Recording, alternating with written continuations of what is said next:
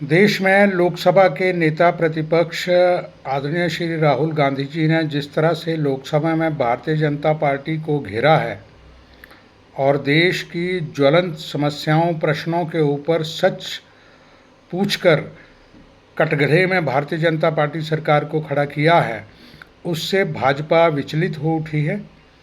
और इस तरह से विचलित है कि कई लोगों को, कई सांसदों को जो है वो राहुल गांधी के खिलाफ दोयम दर्जे के बयानबाजी जारी कर ऐसा आभास देने की कोशिश की जा रही है कि कांग्रेस के प्रश्नों का उत्तर ना देकर भारतीय जनता पार्टी ये आभास देना चाहती है देश में कि ये सच्चे हैं। जबकि स्थिति ये है कि जिस तरह की घटिया बयानबाजी की जा रही है, दोयम दर्जे की बयानबाजी की जा रही है, उससे स्पष्ट है कि राहुल के सच्चे प्रश्नों से भारतीय जनता पार्टी आहत है और लाजवाब है।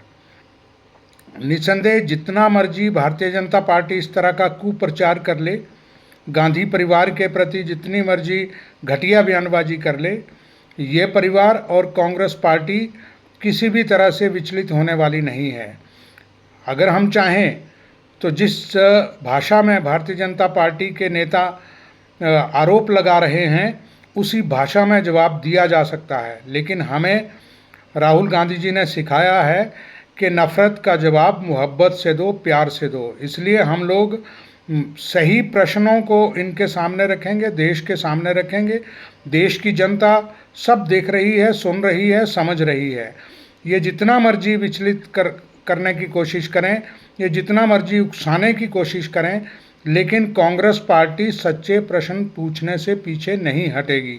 ये बहुत दुर्भाग्यपूर्ण है कि आज देश, चाहे विदेशी नीति की बात हो, चाहे देश में बात हो, ये अडानी अंबानी को फ़ायदा देने के उद्देश्य से देश की जनता की जन भावनाओं को और जन समस्याओं को उसके ऊपर कुर्बान किया जा रहा है।